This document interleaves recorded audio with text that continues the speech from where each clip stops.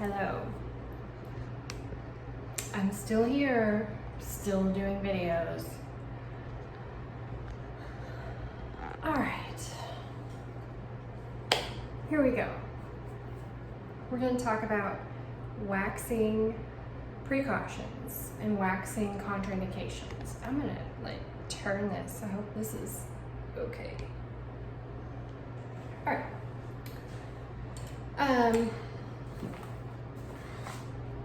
Because this is a very important topic because we're applying hot wax to the skin, ripping off hair, and in the case of regular wax, the top layer of the skin, so they get an exfoliation, and hopefully creating symmetry with brows. That's the idea.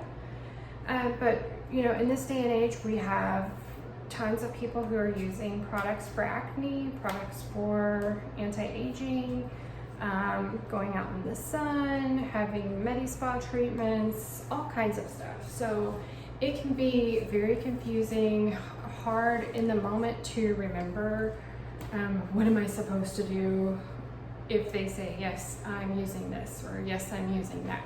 Because it's natural just to kind of freeze up because you're just like, oh, I don't know what to do.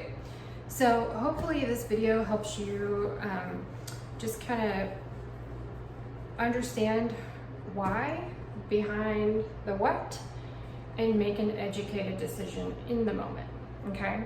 You're gonna notice a common theme behind all of these, what to do, okay? So by the end of this video, you should know when in doubt, you're gonna do what, all right? So you're gonna get this paper in your packet. It goes through like all of the detailed products, medications, all of that in depth. Even since we gave this out, there's new things being released all of the time. Some of these things on the list have now made it to over-the-counter status, such as Differin Gel. You can go to Target, Walgreens, and purchase Differin Gel over the counter. And that used to be prescribed acne medication. So I encourage you the next time you are at any store, whether it be Kroger, Target, Walmart, Walgreens, go to the skincare section and just look at the ingredients on acne products, on anti-aging products, just regular skincare products. Look for ingredients ending with the two letters OL or AL, retinols, alpha hydroxy acids, salicylic acid, benzoyl peroxide. I think you'll be surprised if you're not using those products already to find out how many of those are on the shelves. And guests don't really think of those as medications, but they are medicated. So it can, over time, affect the skin. So I want you to think of the skin as an onion. So if you have an onion, sometimes we purchase little tiny onions and they're like shallots. Sometimes we get the great big onions. And our guests' faces, we don't know what size onion they are. And when you start peeling away the layers of the onion, for every year they get older, for all the things they do to their skin, if they're using a Retin-A or retinol or acne medication, all of those things are thinning the skin over time. So those layers of the onion are getting thinner and thinner and thinner, and we never know when we're getting to the middle of the onion because we didn't know what size onion we started with to begin with. And if you have a mature guest, you're already at a small onion in the first place, okay? If you have a sensitive guest, you've got a small onion, okay? So I want you to think of it like that. You're gonna hear all kinds of things like, oh, I get waxed all the time and it's not a problem. I go to European Wax Center and they do it. It's not an issue. I don't know why you're making it a big deal. Well, it becomes a big deal when you take their skin off and then they're irritated or upset or crying, okay? Because it never fails that they have a wedding this weekend or they have a photo shoot or it's freaking family reunion or something like that. So It's never just like, oh, I'm gonna be hanging out, okay? I think we've had one person who's like, oh, it's no big deal, it happens all the time. Well, that would have been good information to have discussed and had in the notes, all right? So all this stuff, it's important that you guys are being thorough. All right, so we're gonna go through each one of these things and why. So on your Discover Needs card, you have the word sensitivities and challenges. Sensitivities is in bold for a reason. So if they have sensitive or reactive skin. So sensitive skin means that they get red, they stay red for a long time. Just getting a little pink, that's normal. I mean, it's hot, you're taking wax off, that's normal. But if they stay red for a really long time, or you barely touch their skin, they get red, they're the type of person that's talking and they get splotchy, that's very sensitive skin. So you should already know that you need to use the sensitive wax, okay? If they do have sensitive skin, your next question should be, have you ever had skin removal, okay? Because they're more likely to have skin removal. Do you have issues with bumps or irritation after? Sometimes they'll be the ones to get bumps. Sometimes there's nothing you can do about it and they're okay with it. Sometimes, like me, I just get the bumps on top and I don't like to be waxed on top, okay? I know we're not doing lip right now, but if we were doing lip waxing, I only do well with lip waxing if we don't do any oil or any product at all afterwards, okay? Like water is good. So we do the sensitive or the hard wax, which is the blue wax, okay? And let's say they've been coming here, we know they're sensitive, it's in the notes, it's established that we're doing sensitive wax. You can go ahead and proceed with sensitive. If they're a new guest and they're like, yeah, I'm sensitive, or whatever, maybe do a patch test, okay? Not maybe, yeah. All right, so where should you do a patch test? Their elbow is not a good place. You should do a patch test near the site of the area to be waxed. So I would do it maybe over here, okay? So if skin removes, they can cover it up with their hair. It should be close to that area, okay? So if everything looks good, go ahead and proceed. You should let them know that even though we're doing a patch test, it's still possible that you have skin removal, okay? So that's with anything that you're gonna do a patch test with. There's other comfort measures that you can take. Number one is always making sure you use the pre-wax oil with the sensitive wax, okay? If you're just using sensitive wax to use it because they like it, you can get away with no pre-wax oil. And I'm gonna go over how to use it because it's very particular. You have to make sure it's the most minimal amount possible, all right? But make sure you use that pre-wax oil.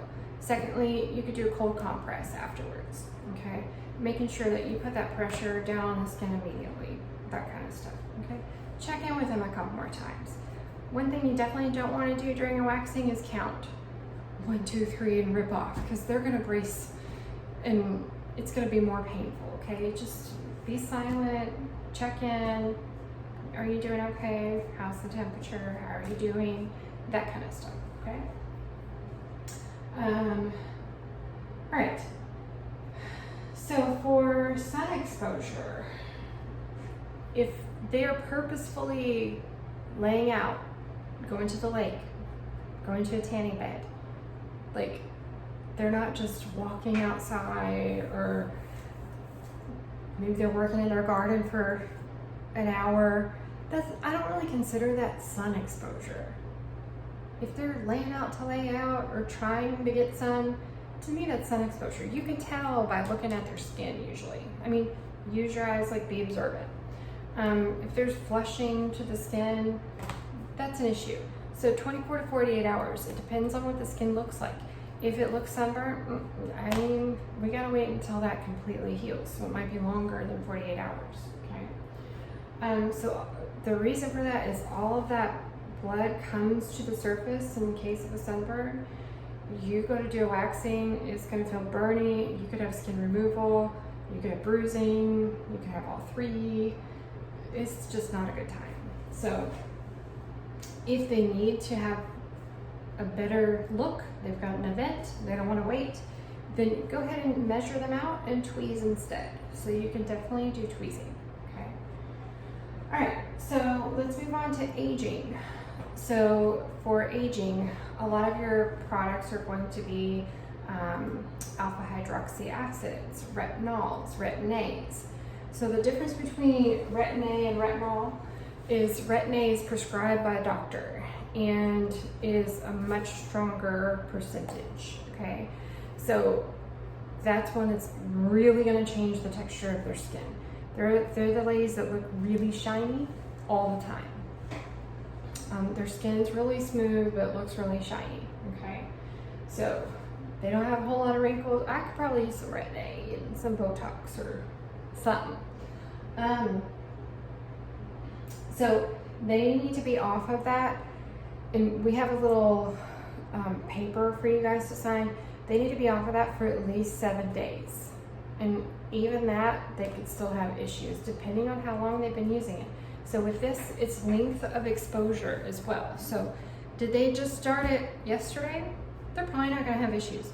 Have they been on it for months? Probably gonna have issues. Been on it for years?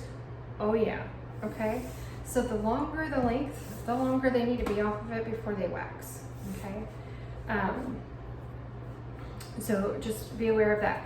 If it's retinol, that's something that is more diluted that is acceptable to put in over-the-counter skincare, okay?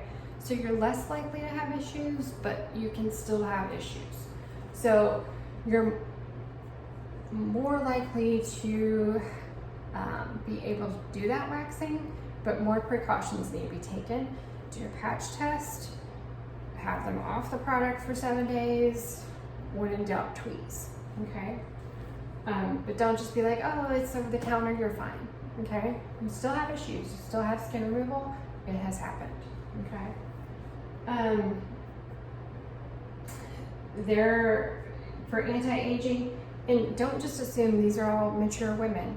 There are people in their 20s that are getting Botox, okay? So just assume nothing, pretty much. So chemical peels, glycolic peels, microdermabrasion, Botox, microneedling. A lot of this stuff is at least a week to 2 weeks. They need to wait, okay? When in doubt, do a patch test, tweeze, okay? All right, so that is your anti-aging. Acne. Most of your acne is going to be salicylic acid, benzoyl peroxide. A lot of it is over the counter. A lot of it is prescribed. It's about half and half. So if you ask your guest, are you under the care of a dermatologist? That's a big ding, ding, ding. It's either acne or aging, usually, okay? Or they're treating them for some sort of skin cancer or something. I mean, I know there's eczema and all that stuff too, but that's your cue. You don't just say, okay, and move on. You need to ask more questions, okay? So ask them, you know, are you using or taking anything topically or orally for acne or aging? So what's your skincare like? You know, use open-ended questions, but also lead them into the answers that you're looking for. Are you using, like, you don't want to say, like, what medications are you taking? Or are you using anything for acne or aging? Like, because most of the time, guests are just going to say no, because they don't think of it as an issue, especially if it's just a cleanser or a moisturizer. You need to be really specific and really guide them into what you're looking for. Tell me what kind of skincare you're using. Is it specifically for aging? Is it specifically for acne? The young lady that I keep referring to that had skin removal, it was in a really strange place. It was right here. And that's not a normal place for skin removal. It is usually down here, okay? Occasionally up here. And she's using, I said, are you using anything for acne? And she said, yeah. And I said, were you asked if you're using anything for acne? And she said, no. And I said, what are you using? And she said, Curology. And I said, oh, okay, well, let's look that up and see what it is. And she said, I gotta look it up because it's customized skincare and it's prescribed by nurse practitioners. It has clindamycin. Clindamycin is a topical antibiotic. It also could be oral, but it's a topical antibiotic for acne. So it's prescribed skincare. So that's another new thing on the market. New to me, I don't know anything about it, that is important to know about, and just ask more questions. Okay, if you don't know, you have your phone and you could just Google it real quick. Okay, so there's a lot of acne antibiotics, like a lot of the cycline, doxycycline, tetracycline. Those are no-nos. Okay, so tweeze. If you hear of something called Epiduo, that's a combo of benzoyl peroxide and salicylic acid. Now, usually people that are using that, they should know not to wax, but we've had people come in, have their skin just taken off, okay? And it was because that was new on the market, and the technician they didn't know what it was. They're like, oh yeah, I'm on Epiduo. Okay. Wax. Yeah, not good. So you always want to make sure that you do a patch test. It's really best with acne products to tweeze. Now, your Aveda outer piece, you should be fine, okay? Those we have not had issues with. The Aveda plant peel, that is also completely fine to do waxing with, okay? One word about Accutane. Accutane is probably the strongest acne medication. It's an oral medication.